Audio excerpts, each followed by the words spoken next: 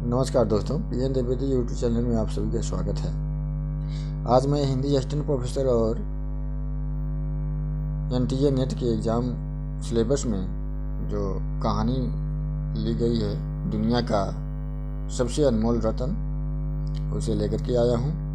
अगर आपको अच्छा लगे तो लाइक करें, शेयर करें और सब्सक्राइब करें। मैं शुरू करता हूँ। दिल फिगार एक कटीले पेड़ के नीचे दामन चाक किए बैठा हुआ खून के आंसू बहा रहा था। वह सौंदर्य की देवी यानी मलका दिलफरेब का सच्चा और जान देने वाला प्रेमी था। उन प्रेमियों में वही जो इत्र फुलेल में बसकर और शानदार कपड़ों से सजकर आशिक के वेश में मासूकियत का दम भरते हैं, बल्कि उन सीधे साधे भोले भाले फिदाइयों में जो जंगल और पहाड़ों से सर टकराते हैं और फरियाद मचाते फिरते हैं। दिलफरेब ने उससे कहा था कि अगर तू मेरा सच्चा प्रेमी है तो जा और दुनिया की सबसे अनमोल चीज लेकर मेरे दरबार में आ, तब मैं तुझे अपनी गुलामी में कबूल करूंगी। अगर तुझे वह चीज न मिले तो खबरदार इधर रुख न करना, वरना सूली पर खिंचवा दूंगी। दिल फिगार को अपनी भावनाओं के प्रदर्शन का शिकवे शिकायत का प्रेमिका सौंदर्य दर्शन का तनिक भी अवसर न मिला दिया गया। दिलफरेब ने ज्यों ही यह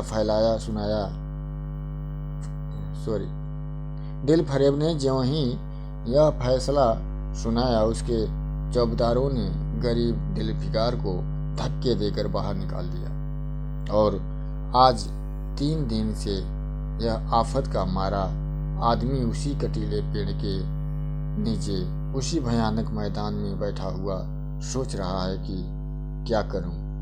दुनिया की सबसे अनमोल चीज मुझको मिलेगी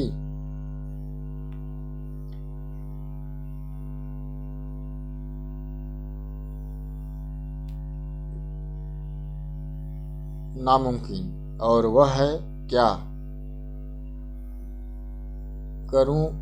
कारू का खजाना, आबे हयात, खुसरो का ताज, जामे जम, तख्ते ताऊत, परवेज की दौलत नहीं, यह चीजें हरगिज नहीं। दुनिया में जरूर इनसे भी महंगी और इससे भी अनमोल चीजें मौजूद हैं।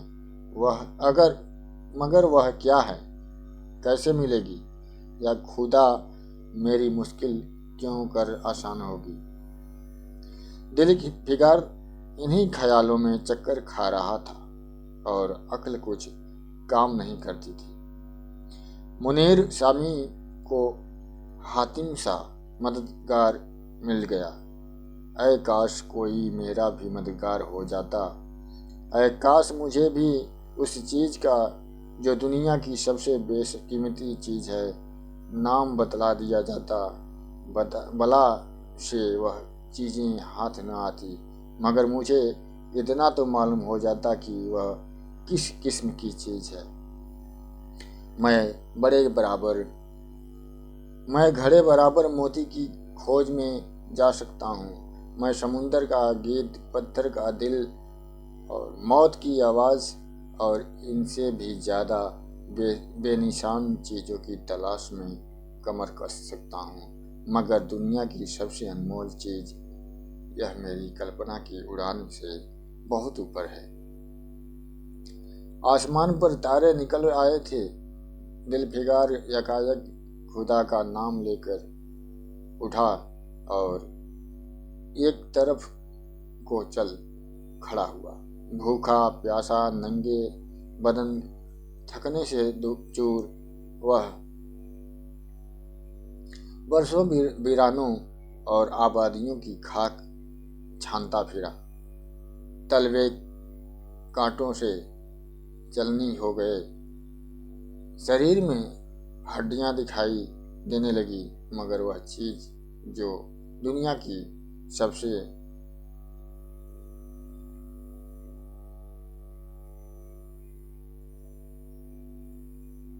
वह चीज जो दुनिया की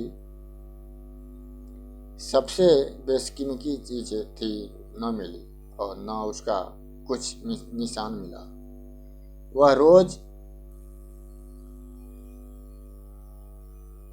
वह बोलता भटकता एक मैदान में जा निकला जहां हजारों आदमी गोल बांधे खड़े थे। बीच में कई अमामे और चोंगे वाले दाढ़ियल काजी अफसर शान से बैठे हुए आपस में कुछ सलाह मशविरा कर रहे थे और इस जमात से जरा दूर पर एक सूली खड़ी थी। दिलफिकार कुछ तो कमजोरी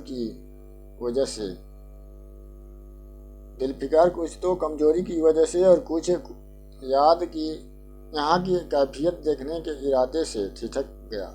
क्या देखता है कि कई लोग नंगी तलवारें लिए एक कैदी को, जिसके हाथ पैर में जंजीरें थी, पकड़े चले आ रहे थे। सूली के पास पहुंचकर सब सिपाही रुक गए और कैदी की हथकड़ियां बेड़ियां सब उतार ली गईं। इस अभागे आदमी का दामन सैकड़ों बेगुनाहों के खून के छींटों से रंगीन था और उसका दिल नेकी के ख्याल और रहम की आवाज से जरा भी परिचित न था। उसे काला चोर कहते थे। सिपाहियों ने उसे सूली के तख्ते पर खड़ा कर दिया, मौत की फांसी उसकी गर्दन में डाल दी और जल्लादों ने तख्ता खींचने का इरादा किया कि वह अभागा मुजरिम चीख कर बोला, खुदा के वास्ते मुझे एक पल के लिए फांसी से उतार दो ताकि अपने दिल की आखिरी आरज़ू निकाल लूं। यह सुनते ही चारों ओर सन्नाटा छा गया। लोग अचंभे में आकर ताकने लगे। काजियों ने एक मरने वाले आदमी की अंतिम याचना को रद्द करना उचित न समझा और बदनसीबी पापी काला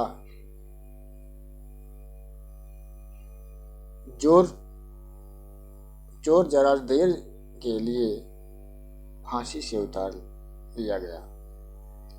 इसी भीड़ में एक खूबसूरत भोला भाला लड़का एक छड़ी पर सवार होकर अपने पैरों पर उछल उछल फर्जी घोड़ा दौड़ा रहा था और अपनी सादगी की दुनिया में ऐसा मगन था कि जैसे वह इस वक्त सचमुच अरबी घोड़े का सहवार है।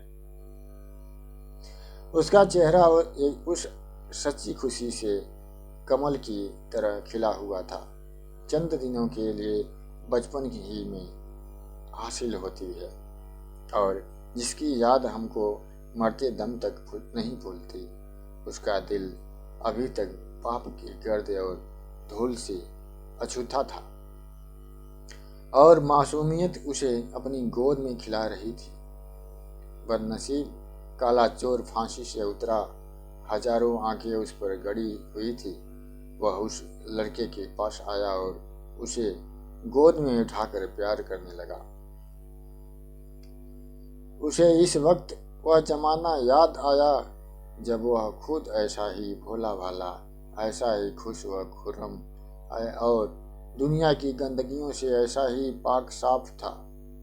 माँ गोदियों में खिलाती थी, बाप बलाएं लेता था और सारा कुनबा जान न्यौछावर करता था। आह, काले चोर के दिल पर इस वक्त बीते हुए दिनों की याद का इतना असर हुआ कि उसकी आंखों से जिन्होंने दम तोड़ती हुई लाशों को तड़पते देखा और न झपकी आंसू का एक कतरा टपक पड़ा। दिल फिकार लपक कर उस अनमोल मोती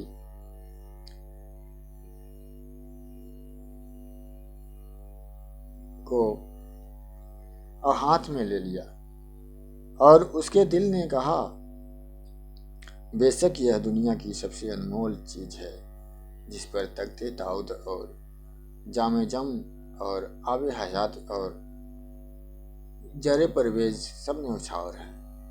इस ख्याल से खुश होता, कामयाबी की उम्मीद में सरमस्त दिलफिगार अपनी माशुका दिल फरेब के शहर मिनोसाबाद को चला। मगर ज्यों ज्यों मंजिलें तय होती जाती थी, उसका दिल बैठा जाता था कि कहीं उस चीज की जिसे मैं दुनिया की सबसे बेशकीमत चीज समझता हूँ, दिल फरेब की आंखों में कद्र न हुई तो मैं फांसी पर चढ़ा दिया जाऊंगा और इस दुनिया के नाम मुराद जाऊंगा। लेकिन जो हो सो हो, अब तो किस्मत आजमाई है। आखिरकार पहाड़ और दरिया तय करते वह शहर मिनोसाबाद में आ पहुंचा। तो दिल फरेब की ड्योढ़ी पर जाकर विनती की कि थकान से टूटा हुआ दिल फिगर खुदा के फजल से हुक्म की तामील करके आया है और आपके कदम चूमना चाहता है। दिल फरेब ने फौरन अपने सामने बुला भेजा और एक सुनहरे पर्दे की योट से फरमाइश की कि वह अनमोल चीज पेश करो।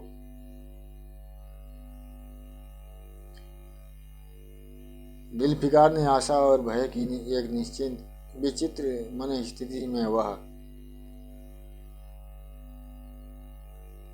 बूद पेश की और उसकी सारी कैफियत बहुत पुअर सर लफ्जों में बयान की। दिलफरेब ने पूरी कहानी बहुत गौर से सुनी और वह भेद हाथ में लेकर जरा देर तक गौर करने के बाद बोली, दिलफिकार, बेशक तूने दुनिया की एक बेशकीमती चीज ढूंढ निकाली। तेरी हिम्मत और तेरी सूझबूझ की दाद देती हूँ, मगर यह दुनिया की सबसे बेशकीमती चीज नहीं। इसलिए तू यहाँ से जा और फिर कोशिश कर, शायद अब की तेरे हाथ वह मोती लगे और तेरी किस्मत में मेरी गुलामी लिखी हो, जैसा कि मैंने पहले ही बतला दिया था। मैं तुझे फांसी पर चढ़वा सकती हूँ, मगर मैं तेरी जाँबख्शी करती हूँ, इसलिए कि तुझमें वह गुण मौजूद है जो मैं अपने प्रेमी में देखना चाहती हूँ और मुझे यकीन है कि तू जरूर कभी न कभी कामयाब होगा। नाकाम और नामुराद दिलफिकार इस मासूम का नाम इनायत से जरा दिलेर होकर बोला, ए दिल की रानी, बड़ी मुद्दत के बाद तेरी ड्योढ़ी पर सजदा करना नसीब होता है।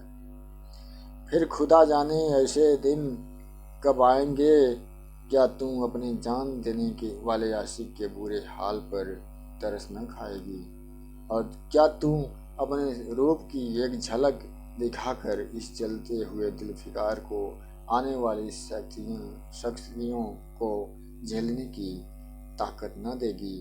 तेरी एक मस्त निगाह के नशे में चूर होकर मैं वह कर सकता हूँ जो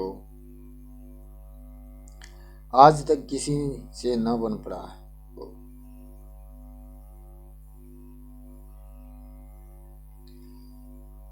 दिलफरेब आशिक की यह चाव भरी बातें सुनकर गुस्सा हो गई और हुक्म दिया कि इस दीवाने को खड़े खड़े दरबार से निकाल दो। चौबदार ने फौरन गरीब दिलफिकार को धक्का देकर यार के कूचे से बाहर निकाल दिया। कुछ देर तक तो दिलफिकार अपनी निष्ठुर प्रेमिका की इस कठोरता पर आंसू बहाता रहा और फिर वह सोचने लगा कि अब कहाँ जाऊं। मुद्दतों रास्ते नापते और जंगलों में भटकने के बाद आंसू की यह बूंद मिली थी। अब ऐसी कौन सी चीज है जिसकी कीमत इस आबदार मोती से ज्यादा हो। हजरते खिज्र, तुमने सिकंदर को आबे हयात के कुएं का रास्ता दिखाया था, क्या मेरी बाह न पकड़े हुए। सिकंदर सारी दुनिया का मालिक था, मैं तो एक बेघर बार मुसाफिर हूँ। तुमने कितनी ही डूबती किश्तियां किनारे लगाई, मुझ गरीब का बेड़ा भी पार करो। ए आली मुकाम जिब्रील, कुछ तुम ही इस नीम जान दुखी आशिक पर तरस खाओ। तुम खुदा के एक खास दरबारी हो, क्या मेरी मुश्किल आसान न करोगे। गरज यह है कि दिलफिकार ने बहुत फरियाद मचाई, मगर उसका हाथ पकड़ने के लिए कोई सामने न आया। आखिर निराश होकर वह पागलों की तरह दोबारा एक तरफ को चल पड़ा। दिलफिकार पूर्व से पश्चिम तक और उत्तर से दक्षिण तक कितनी ही जंगलों और वीरानों की खाक छानी, कभी बर्फिस्तानी चोटियों पर सोया, कभी डरावनी घाटियों में भटकता फिरा, मगर जिस चीज की धुन थी वह न मिली। यहाँ तक कि उसका शरीर हड्डियों का एक ढांचा रह गया। एक रोज वह शाम के वक्त किसी नदी के किनारे हाल पड़ा हुआ था। बेसुधी के नशे से चौंका तो क्या देखता है कि चंदन की एक चिता बनी हुई है और उस पर एक युवती सुहाग के जोड़े पहने 16 श्रृंगार किए बैठी है। उसकी जांघ पर उसके प्यारे पति का सर है और हजारों आदमी गोल बांधे खड़े हैं और फूलों की वर्षा कर रहे हैं। यकायक चिता में से खुद ब खुद एक लपट उठी। सती का चेहरा उस वक्त एक पवित्र भाव से आलोकित हो रहा था। चिता की पवित्र लपटें उसके गले से लिपट गई और दम के दम में वह फूल सा शरीर राख कर ढेर हो गया। प्रेमिका ने अपने को प्रेमी पर न्यौछावर कर दिया और दो प्रेमियों के सच्चे पवित्र और अमर प्रेम की अंतिम लीला आंख में से ओझल हो गई। जब सब लोग अपने घरों को लौटे तो दिलफिकार चुपके से उठाया और अपने चाक दामन कुर्ते में यह राख का ढेर समेट लिया और इस मुट्ठी भर राख को दुनिया की सबसे अनमोल चीज समझता हुआ सफलता के नशे में चूर यार के कूचे की तरफ चला। आपकी ज्यों-ज्यों वह मंजिल के करीब आता था उसकी हिम्मत बढ़ती जाती थी। कोई उसके दिल में बैठा हुआ कह रहा था, अब की तेरी जीत है, और इस ख्याल ने उसके दिल को जो जो सपने दिखाए उसकी चर्चा व्यर्थ है। आखिरकार वह शहर मीनोशबाद में दाखिल हुआ और दिलफरेब की ऊंची डेवढ़ी पर जाकर खबर दी कि दिलफिकार खुरसरू होकर लौटा है और हुजूर के सामने आना चाहता है। दिलफरेब ने जाबाज आशिक को फौरन दरबार में बुलाया और उस चीज के लिए जो दुनिया की सबसे बेशकीमती चीज थी हाथ फैला दिया। दिलफिकार ने हिम्मत करके उसकी चांदी जैसे कलाई को चूम लिया और मुट्ठी भर राख को उसकी हथेली में रखकर सारी कैफियत दिल को पिघला देने और वाले लफ्जों में कह सुनाया, सुनाई और अपनी सुंदर प्रेमिका के होठों से अपनी किस्मत का मुबारक फैसला सुनने के लिए इंतजार करने लगा। दिलफरेब ने उस मुट्ठी भर राख को आंखों से लगा लिया और कुछ देर तक विचारों के सागर में डूबे रहने के बाद बोली, ऐ जान निछावर करने वाले आशिक दिलफिगार, बेशक यह राख जो तू लाया है, जिसमें लोहे को सोना कर देने की सिफत है, दुनिया की बेशकीमती चीज है, और मैं सच्चे दिल से तेरी एहसानमंद हूँ कि तूने ऐसी अनमोल भेंट दी। मगर दुनिया में इससे भी ज़्यादा अनमोल चीज़ है, जा उसे तलाश कर और तब मेरे पास आ। मैं तहे दिल से दुआ करती हूँ कि खुदा तुझे कामयाब करे। यह कहकर वह सुनहरे पर्दे से बाहर आई और माशूकाना अदा से अपने रूप का जलवा दिखाकर फिर नजरों से ओझल हो गई।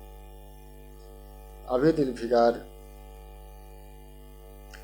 के होश हवास ठिकाने पर न आने वाले थे कि चौबदार ने मुलायमियत से उसका हाथ पकड़कर यार के ऊंचे से उसको निकाल दिया, और फिर तीसरी बार वह प्रेम का पुजारी निराशा के अथाह समुद्र में गोता खाने लगा। दिलफिगार का हिजाब छूट गया। उसे यकीन हो गया कि मैं दुनिया में उसी तरह नासाद और नामुराद मर जाने के लिए पैदा किया गया था, और अब इसके सिवाय और कोई चारा नहीं है कि किसी पहाड़ पर चढ़कर नीचे कूद पड़ूं, ताकि माशूक के जुल्मों की फरियाद करने के लिए एक हड्डी भी बाकी न रहे। वह दीवाने की तरह उठा और गिरता पड़ता एक गगनचुंबी पहाड़ की चोटी पर जा पहुंचा। किसी और समय वह ऐसे ऊंचे पहाड़ पर चढ़ने का साहस न कर सकता था, मगर इस वक्त जान देने के जोश में उसे वह पहाड़ एक मामूली टेकरी से ज्यादा ऊंचा नजर आया। करीब था कि वह नीचे कूद पड़े कि हरे हरे कपड़े पहने हुए और हरा आसमां बांधे एक बुजुर्ग एक हाथ में तस्बीह और दूसरे हाथ में लाठी लिए बरामद हुए और हिम्मत बढ़ाने वाले स्वर में बोले, दिलफिगार, नादान दिलफिगार, यह क्या बुझ दिलों की जैसी हरकत है। मोहब्बत का दावा करता है और तुझे इतनी भी खबर नहीं कि जब मजबूत इरादा मोहब्बत के रास्ते की मंजिल है, मर्द बनकर हिम्मत का न हार। पूरब की तरफ एक देश है जिसका नाम हिंदुस्तान है, वहां जा और तेरी आरज़ू पूरी होगी। यह कहकर हजरत खिज्र गायब हो गए।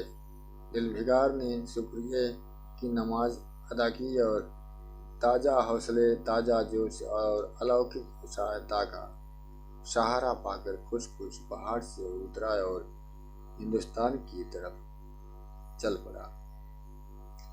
मुद्दतों तक कांटों से भरे हुए जंगलों, आग बरसाने वाले रेगिस्तानों, कठिन घाटियों और अबंध पर्वतों को तय करने के बाद दिलफिगार हिंद की पाक सरजमीन में दाखिल हुआ और एक ठंडे पानी के सोते में सफर की तकलीफें धोकर थकान के मारे नदी के किनारे लेट गया। शाम होते होते वह एक चटियल मैदान में पहुंचा, जहां बेशुमार अधमरी और बेजान लाशें बिना कफन के पड़ी हुई थी। चील, कौवे और बहसी दरिंदे भरे पड़े थे और सारा मैदान खून से लाल हो रहा था। यह डरावना दृश्य देखने देखते ही दिलफिकार का जी दहल गया। या खुदा किस मुसीबत में जान फंसी, मरने वालों को करहना, सिसकना और एड़िया रगड़ कर जान देना, दरिंदों को हड्डियों को नोचना और गोश्त के लोथरों को लेकर भागना, ऐसा हौलनाक सील दिलफिकार ने कभी न देखा था। यकायक उसे ख्याल आया, यह लड़ाई का मैदान है और यह लाशें सुरमा सिपाहियों की है। इतने में करीब से कराहने की आवाज आई। दिलफिकार उस तरफ फिरा तो देखा कि एक लंबा तगड़ा आदमी जिसका मर्दाना चेहरा जान निकलने की कमजोरी से पीला हो गया है, जमीन पर सर झुकाए पड़ा हुआ है। सीने से खून का फव्वारा जारी है, मगर आबदार तलवार की नोक पंजे से अलग नहीं हुई। दिलफिकार ने एक चिथड़ा लेकर घाव के मुंह पर रख दिया ताकि खून रुक जाए और बोला, ऐ जवां मर्द, तू कौन है? जवां मर्द, तू कौन है? जवां मर्द ने यह सुनकर आंखें खोली और वीरों की तरह बोला, क्या तू नहीं जानता मैं कौन हूँ? क्या तूने आज इस तलवार की काट नहीं देखी? मैं अपनी माँ का बेटा और भारत का सपूत हूँ। यह कहते उसकी त्योरियों पर बल पड़ गए। पीला चेहरा गुस्से से लाल हो गया और आबदार शमशीर फिर अपना जौहर दिखाने के लिए चमक उठी। दिलफिकार समझ गया कि यह इस वक्त मुझे दुश्मन समझ रहा है। नरमी से बोला, ऐ जवां मर्द, मैं तेरा दुश्मन नहीं हूँ, अपने वतन से निकला हुआ एक गरीब मुसाफिर हूँ। इधर भूलता भटकता आ निकला। बराए मेहरबानी मुझसे यहाँ की कुछ कैफियत बयान कर। यह सुनते ही घायल सिपाही बहुत मीठे स्वर में बोला, अगर तू मुसाफिर है तो आ और मेरे खून से तर पहलू में बैठ जा, क्योंकि यही तो 2 अंगुल जमीन है जो मेरे पास बाकी रह गई है और जो सिवाय मौत के कोई नहीं छीन सकता। अफसोस है कि तू यहाँ ऐसे वक्त में आया जब मैं तेरा आतिथ्य सत्कार करने के योग्य नहीं। हमारे बाप दादा का देश आज हमारे हाथ से निकल गया और इस वक्त हम बेवतन हैं, मगर पहलू बदल कर उसे हमने हमलावर दुश्मन को बता दिया कि जो लाशें तू देख रहा है यह उन लोगों की है जो इस तलवार के घाट उतरे। मुस्कुराकर और गो कि मैं बेवतन हूँ, मगर गनीमत है कि दुश्मन की जमीन पर नहीं मर रहा हूँ।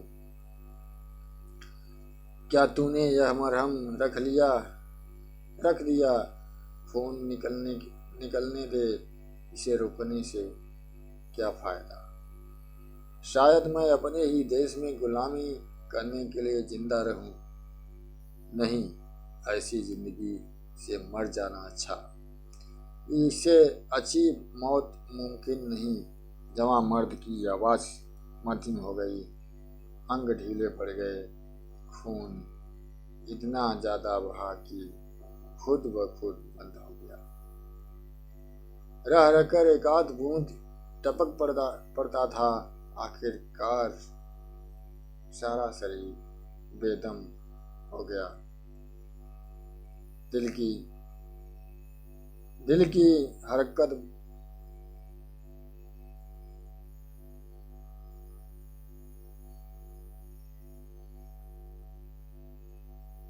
दिल की हरकत बंद हो गई और आंखें मूंद गई। दिलफिकार ने समझा अब काम तमाम हो गया कि मरने वाले ने धीमे से कहा, भारत माता की जय। और उनके सीने से खून का आखिरी खतरा निकल पड़ा। एक सच्चे देश प्रेमी और देशभक्त ने देशभक्ति का हक अदा कर दिया। दिलफिकार पर इस दृश्य का बहुत गहरा असर पड़ा और उसके दिल ने कहा, बेशक दुनिया में खून के इस कतरे से ज्यादा अनमोल चीज कोई नहीं हो सकती। उसने फौरन खून की बूंद को, जिसके आगे यमन का लाल भी है, हाथ में ले लिया और इस दिलेर राजपूत की बहादुरी पर हैरत करता हुआ अपने वतन की तरफ रवाना हुआ। और शक्तियां झेलता हुआ आखिरकार बहुत दिनों के बाद रूप की रानी मलका दिलफरेब की जोड़ी पर जा चढ़ पहुंचे और पैगाम दिया कि दिलफिकार सुरखुर और कामयाब होकर लौटा है और दरबार में हाजिर होना चाहता है। दिलफरेब ने उसे फौरन हाजिर होने का हुक्म दिया। खुद